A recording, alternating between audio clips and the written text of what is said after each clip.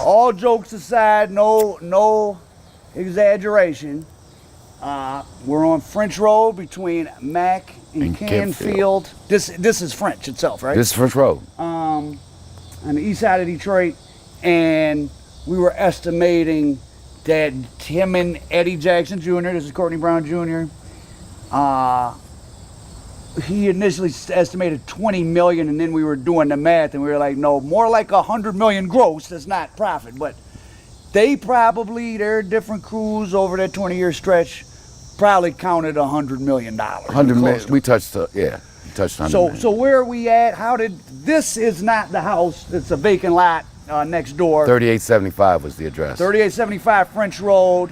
Tell us the story of, so it's, your dad gets out in 84, the cocaine run starts. What's going on in the streets and in your guys' family to get this place going? And go, I want you guys, I got the info card right there where we talk about 277 Geneva, which was our earlier building, which weirdly enough is where my father grew up at, and I grew up 2 blocks away in Highland Park on Hamilton. So we talked about that. That's the early to mid 80s. Right. So how does this block on French Road get going? Actually goes back to Geneva. So Eddie and them big run that 18 months after his father gets out, 83 to 85. They light up the city with Wakefield, with Pep, that whole deal, right? So they catch the indictment. Eddie relocate to Geneva. He started hustling. Demetrius helped him out financially a lot. Then eventually Demetrius gave him a bag to start working about 86, 87. What did he give? How much? A couple keys or something? You know, he started him off because Eddie was still... Oh, but you guys had one of the first, like, $20 rock spots at that 277 Geneva. We had banged Geneva. Had been stupid. And then Pops is doing good because we got the thing coming out the Bahamas, and that's like 86 to 89. And how much volume was that? Pops is bringing in about 10 keys a week from the Bahamas. So he could have probably done more, but he was breaking it down, right? Yeah, he was breaking it down to him and Fat Frank, and then... were they cooking it, or was powdered it? They were cooking it. They was cooking it. They was cooking it. And so what back, do you remember, like, what, was any cut put on it? Was it cooked right? No, if you remember 87, man, that's 12, when the streets was flooded, and the price was, you know, the price of keys, because we was getting them for $13.5. That wasn't that much cheaper than what they were going for. It wasn't. You could, even at $13.5, you could only still make about 2,000 tops. I mean, wholesale, yeah. Wholesale. But Pops never liked wholesaling, though. Yeah. It never made any, to him or me, it never made any sense to me to handle that kind of volume and only be making 20%. Especially when 650 grams, you get your life no parole. And then they came out with that crazy law, right? Okay, so this place happens how? So Eddie gets burnt out. I mean, literally, him in the cat and mouse game with the Highland Park Police Department. Shout out to Yop. Shout out to Ponytail. Quaker. That whole crew. They just didn't had it with Eddie. Well, didn't Yop become the mayor? Yop became the mayor. That's right. Yep. You know, my rapper friend's male relative feels that Ponytail in the driveway of one of his relatives, like. Really? Yeah. Wow. For the pay. Well, they was horrible. I mean, that summer, but without getting all distracted. But yeah, they used to come by Geneva and harass us, take our money, take our jewelry and shit. Now the money was all turned into evidence, right? You know what? We didn't go follow up the forfeiture laws. And they never sent us any paperwork. It didn't come in the mail? Nothing came in the mail. So, cat and mouse game, I'm in New York. After I moved to New York in 87, Eddie's still doing his thing on Highland Park. I'm helping Pop get the money back to the Bahamas. 87, 88, 89. Eddie's still doing his thing in Highland Park. Finally, Highland Park, Yop, Quaker, Ponytail, and them tell Eddie, basically, we tired of playing this game with you. Every time we see you, we pulling you over. Literally. Told him it's over. We're not gonna play this cat and mouse game. You know, they've been running, raiding. In '89, my pops gets violated because he done got heat from this Bahamas thing. Parole violation. Parole violation. We got infiltrated. Broad we was serving. We did some sideways shit on our own out in D.C. Feds pop her. She about to tell on everybody. Now the rule of the game. She don't tell on us, but she know the plug down in the islands, right?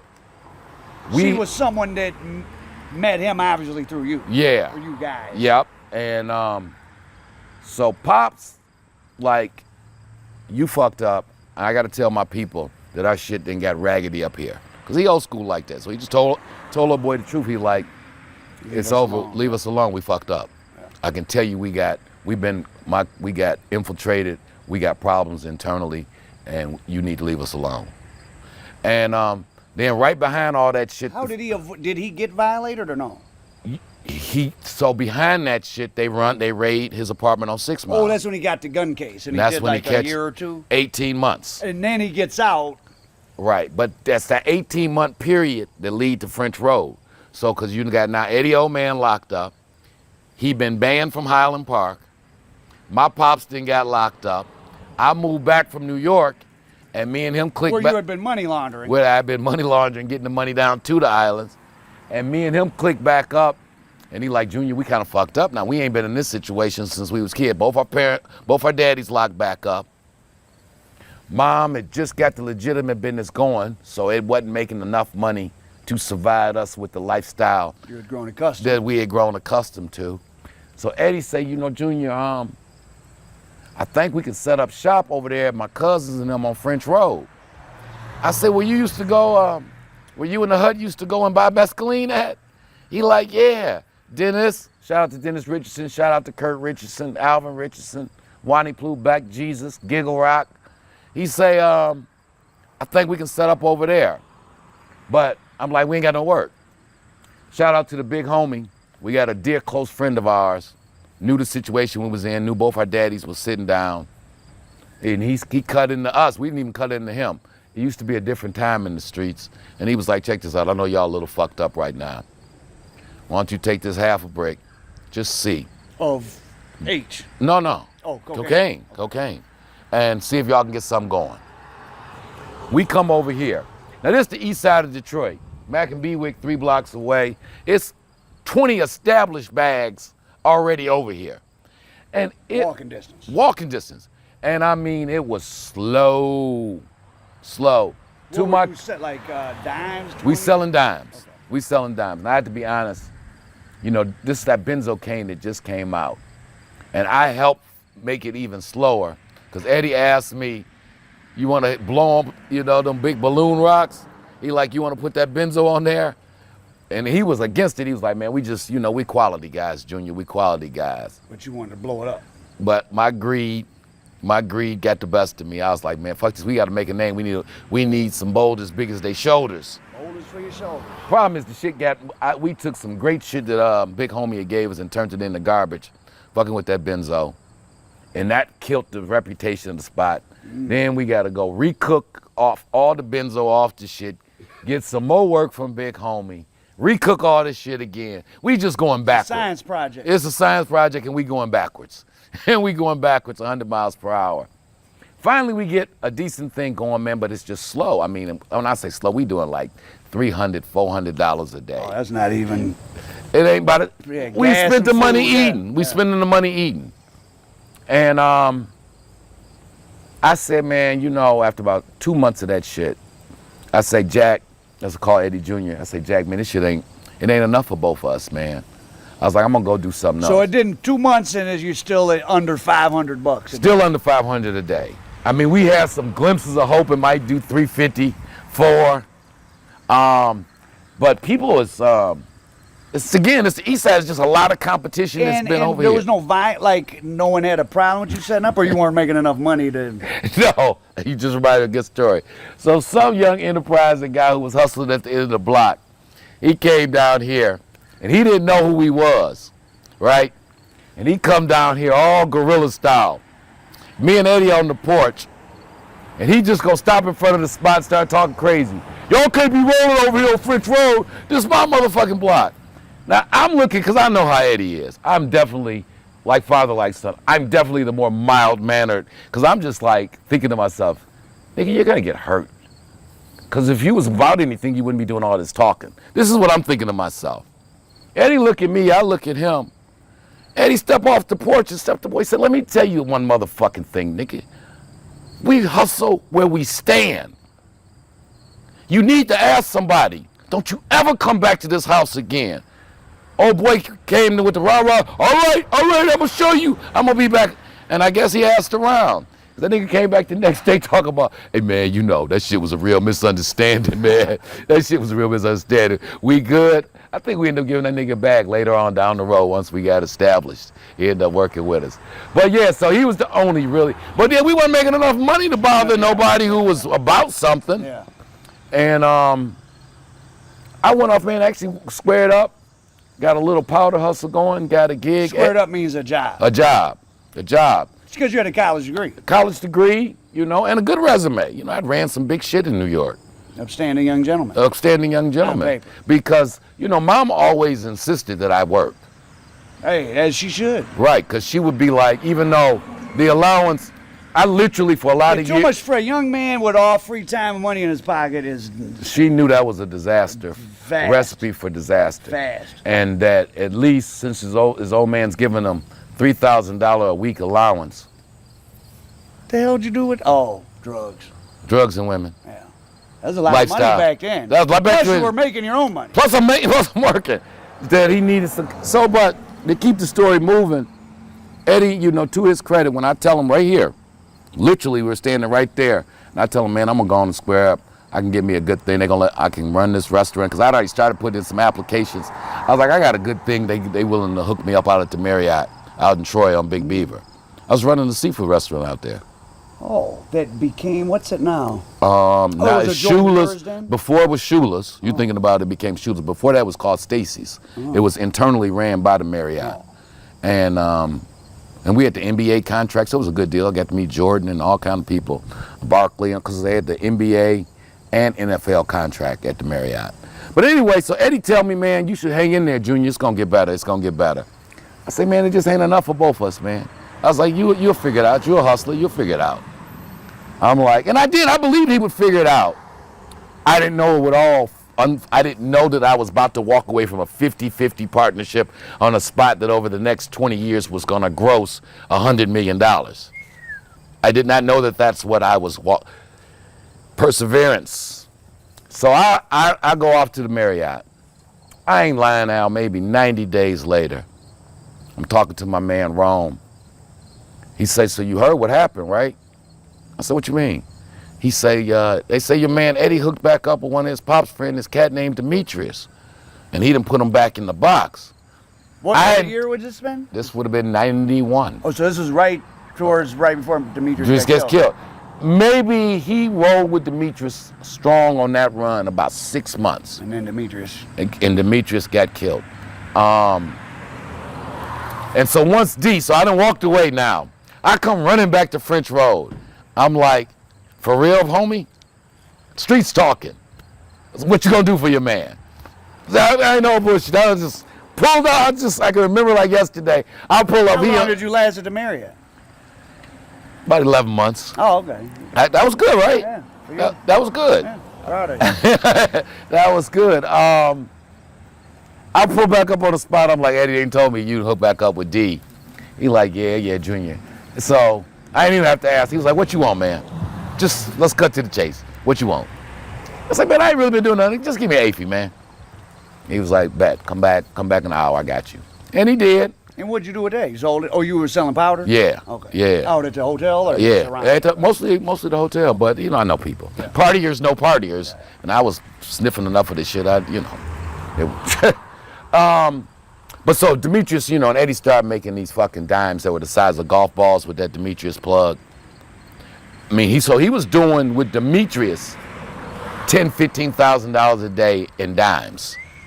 Now, when something has that volume of traffic, it's not 200 crackheads spending $50. I mean, it's a lot of people doing double ups, drug dealers coming and spending $400 or $500, right? It was a hustler's. It was a simple hustler's dream because again, he putting out dimes to inside. buy a dime? You could come and buy a But that dime. would have just been neighbor. It was most of the business was people buying. Can I get a number or a card from you, man? Me or Al? Yeah, take my number. See, we just live on the block here. This is what it goes down. 213. Okay. Yep. It's real in the D. When you with a celebrity. Two celebrities. Now the question is, what does that young gentleman want to do? It doesn't involve a RICO violation. We escaped to Rico. Why throw everything away over ego? Right. Okay, so it's 91. He's doing 15 grand a 50 day. in dimes. And but like I say, most of it, because the dimes are so big. I mean, when I say golf balls, it ain't much exaggeration. So people buying them, splitting them, cutting them, taking them back to the west side, taking them back to Grand Rapids or wherever, yeah, selling whatever. them for 50s and 60s, Gypsy. all of that type of shit. It's going down. So now all of a sudden I just can't leave Troy without coming to French Road because the action is here. And Eddie, you know, one thing I say about Eddie Jr., anybody who hustled with him, been around him, you know, he got that from his father, honest. When his pocket's right, he's a very generous person. So we back living the lifestyle that we're accustomed to. 6 months later, the tragedy strikes. Oh, Demetrius. Demetrius. So let's pause there for a second. So without getting too sidetracked, I mean, Demetrius fell victim in that whole, well, we won't get into what probably really was his demise because no one's been, well, the Milton brother, but then. It's still foggy, right? So best friends is running around.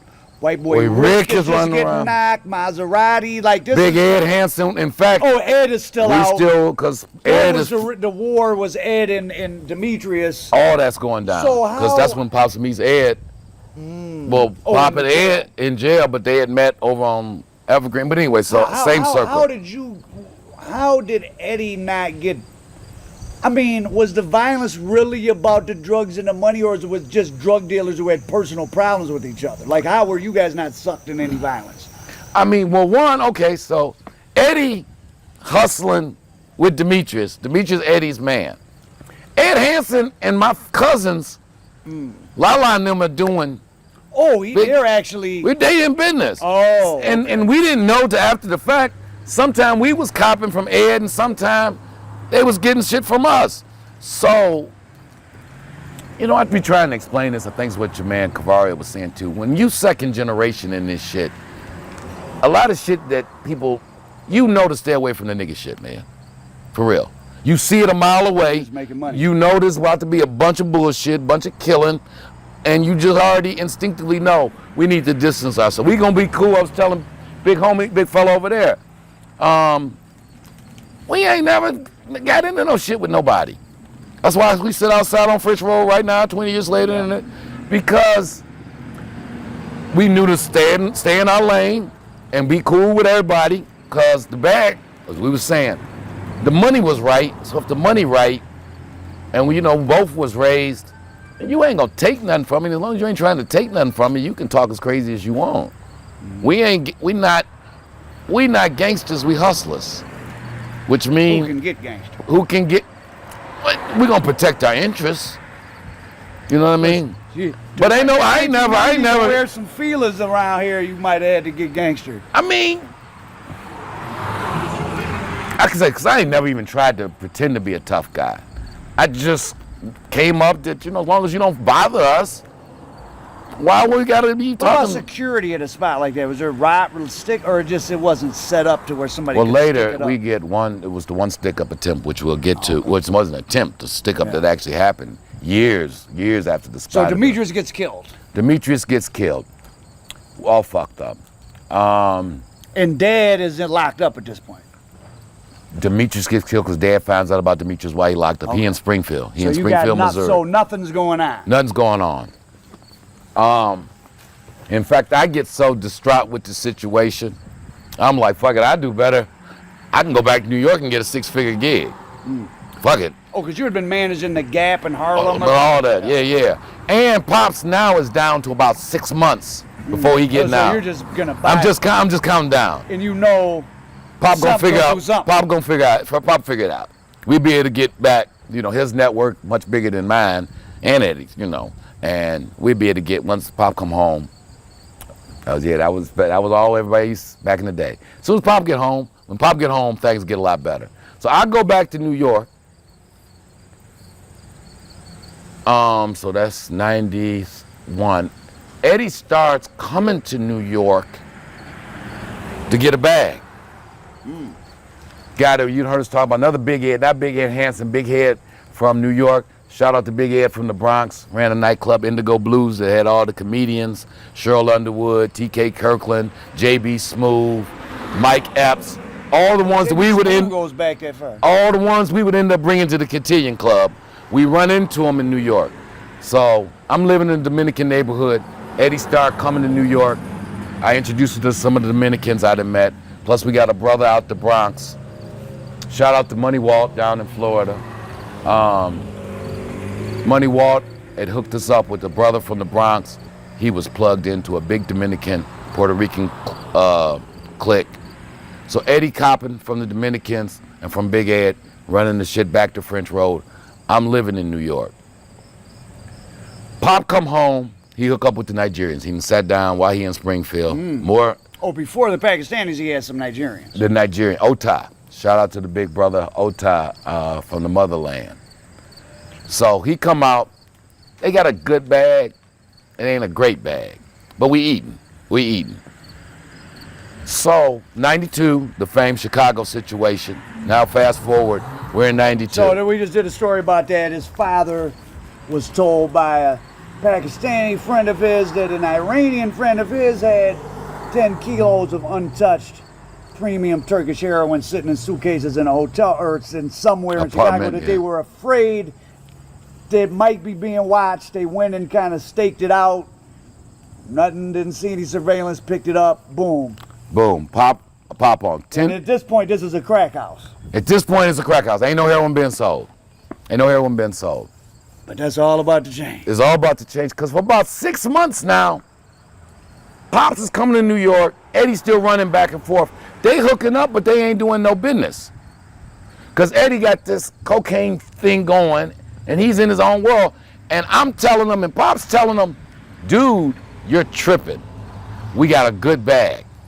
So he don't even want He's like, man, I'm just doing cane. We tell him, Frank knocking the... Heroin's a little more of a It is a hassle. Yeah. It is a hassle. So Eddie's making easier. Crack, you cook it up, cut it up, it sits, whatever. You ain't got to mix, you ain't got to worry about the right mix. Again, it's the east side of Detroit, so when you come they but you got to come with the right blow, because there's a lot of blows in the neighborhood. So it's an operation. Right. So anybody who saw Why Didn't Eddie Listen to the Plug, a post we did, Eddie gets robbed in New York. The Plug, the Colombians, Pablo and Crazy, had told us, don't ever come on the block if we ain't crazy, because Crazy's crazy, man. That was the one that I told you made us do the Santa Maria test. Oh, Santa Muerte. Yeah, we went to the spot through a friend unannounced, and Crazy freaks out. Because they was like, this is a big weight spot. Like, they kept 50 bricks there. And we show up, 2 black guys, unannounced on 127th and Lenox. Oh, that's Harlem. Harlem. Not even Washington Heights. That's what our Dominican man, shout out to Kid Cuba and that crew. He tell us, that's how he hooked us to go. Because he used to serve us right there. I was at 106 in Manhattan. He was at 107 in Manhattan. They owned the bodega. And we used to do the deal there. But he said he didn't have nothing, and he said, go up see my people. And we like, we ain't going over. He said, and that was his line. He said, it's 127 in Lenox. It's Black Harlem. It's your people. Y'all gonna be good. Eddie being Eddie, he like, fuck it. How much money did you have? Like, what were you trying to buy? Just a brick. Just a brick. Just a brick. Yeah. What was that going for then in New York? 14 or something? Like 18.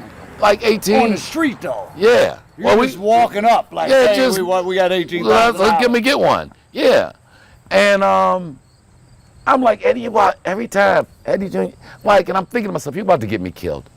Why does this guy always put me in life-threatening positions, you know? But anyway, we go up to the spot. on 127th and Lenox. Soon as we walk in, the big fellas, Pablo and Crazy, they looking at our man Cuba like, are you crazy bringing these two niggas here? And everybody starts speaking Spanish and freaking out, and everybody started moving, and I'm thinking to myself, This isn't good. whether we go to heaven or hell, Eddie, I'm killing you after you get me killed. Because I'm all jokes aside, I ain't gonna even lie, I was scared as fuck because I'm really thinking to myself, This is how it all ends. 50-50 chance. Oh, wow. I gave us, at that point when they all freaked out, I was like, we got about a 50-50 chance of walking out of here. So Crazy then said, he looked at the big boss, Pablo. Oh, and this is your first, you didn't know them. Did not know these guys from Adam House Cat. He said he gotta go talk to the spirits. He started lighting the candles, pulling out the cards, steaming up the mirror. I mean, this whole thing. I mean, was he afraid you were the police? That's what he told us. He said he had to go talk to the spirits to find out if we was the police. Now, we all know what the outcome was gonna be if the spirits gave him Oh, you bad. think they would have killed two who they thought to be police officers? Oh, I'm pretty sure. I know we wasn't leaving there. We wasn't leaving. No, they was mad at the motherfucker about that, man. They was mad at their man Cuba for bringing us up there for real, for real. Like you have compromised all security just so you can make $1,500 for real. So I don't know if they was more mad at him than they was at us, Yeah. but we was gonna be the collateral. We was gonna be the collateral damage for his zealousness. But the spirits told Crazy that we was actually righteous guys just trying to make some money and do good business. And he came back and told Pablo, he said, oh, Papi good, Papi good, Papi good. Negro Papi good, Negro Papi good. Wow. Negro Papi, very good, mucho. Negro Papi good, that's all I remember. Your new nickname, Negro Papi. Negro Papi good. They served Eddie, they gave him the brick, told him we got you, and then ain't nothing, but they gave him one thing. They said, if we ain't here, don't do business. The big guy tells Eddie, it looked like it's all this money and dope around here. If it ain't me, if it ain't Crazy, don't do it. They got a nice little run going. Eddie hustling with them for about 4 months. Business is good. They had it right. He's bringing it all back to Detroit. I ain't lying. Eddie spoke about it. He had put 28 in, 30 come back. Tavario was explaining actually the. Because it sucks in the little baking soda. And the shit was coming back 30. He happy as can be. He come to New York to cop. Pablo, it was like that Cali cartel cocaine. It was almost like mint to cook in the crack. Yeah, yes, it was mint. It wasn't even for snorting. Yes, exactly. It's kind of gummy or whatever. Yeah. Pablo and Crazy ain't around. I had just had foot surgery, so that's why I didn't go with him to cop. And when he left my place in Brooklyn, he had been gone. This shit normally takes 45 minutes. The whole process to leave my place in downtown Brooklyn, go uptown, cop, and come back was a 90-minute deal. After him, and God rest his soul, my brother 250. 250 was Eddie's driver, wingman, partner, our beloved friend that just passed. 250 and Eddie leave, they've been gone about 3 hours. I'm telling my man LB, because he see my face all fucked up, because I know only two things have happened. Arrest or my friends in jail, or they might be out of here. They might be out. This is the real shit, fellas, family. This is the real shit. This ain't the glamorous This ain't the glamorous part, because I'm sitting on the couch, foot in the cast, like, damn, our friend's dead. Because when shit goes south, it goes south. Oh, yeah. Shit goes sideways, it goes sideways. About 4 hours later, Eddie come in. He got a fucked up look on his face. They're like, man, they got me. He gave his money to one of their underlings. They spun him for 4 hours talking about Pablo and Crazy will be here. Finally, they come give him the brick. As soon as he walk out the apartment building on 127th, they had to stick him up. Check. So they could tell the boss, well, we served We served him. It was somebody else on the block, peeped the move, wasn't us. He said as soon as he walk out, they boom, nigga, don't make me do it. He know. All that brave shit, I don't be knowing, like, I done had a gun to my head 2 times in my life, and both times, I gave the niggas the shit so quick, they was scared. Man, you can have all this shit, is you crazy? We not gonna talk, we ain't gonna negotiate, it's yours. You need a big man. Anyway, Eddie just tossed the brick up in the air and took off running. They took the brick. So now he fucked up. Now he willing to listen to me and Pops. right? So he come back, his bankroll fucked up. I'm still in New York. He cut into my father and say, Berman, you say that you working with a good bag. And my pop's like, nigga, I've been telling you for damn near 8 months now, I got that thing. You just keep running back and forth. He's like, anyway, take these 10 bundles over to your spot. See what you can get going. That's $1,000. $1,000. 10 packs of 10 dimes. Eddie sold the 10 bundles in about 32 minutes. He come running back. Pops gave him 50 bundles. He finished that day. So first day the spot does $6,000. $6,000 out the gate. He plateaued it to $10,000 a day within 2 weeks, and within a month he doing 25, 30. Just in heroin. He makes so much money. God rest his soul. Paul McDaniels lived on the other side of the street. We would end up setting up over there. Eddie gave up the cocaine business. He started making so much money with Pops, because first of the month he might do 50,000 a day. First through the third. The markup on the heroin was more. Now see, he getting most favorite status. Those who know the story know Eddie Jr.'s father put my father in the game.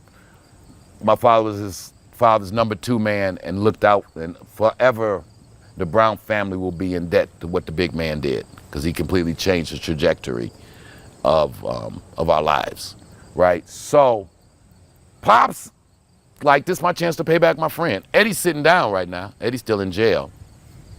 So he putting a 15 on it. He's putting a 15 on it and still selling it. So he's taking 1 key, turning it into 15 keys, right? He's wholesaling the same thing that he's putting a 15 on it. For the price he paid for it. That's right. But for Eddie Jr., they would hook up the same shit we was selling wholesale, and he was making up these packs, bundles for Eddie. He was putting 0.5 gram in each pack. So a dime. Oh. So normally $20 grams of heroin. Oh, no wonder. So everyone's coming. So if you're selling heroin, you just come here and just. It went bananas. He's So giving out a dime is 0.5 gram. 50. He's giving out a 0.5 gram. 1 gram's like $100 right Yes, and he's giving out a 0.5 gram for $10. And then Eddie only got to turn in 5 on each 0.5 gram. He told Eddie Jr., man, just tell your daddy what we doing. We said, let's split it down the middle, man.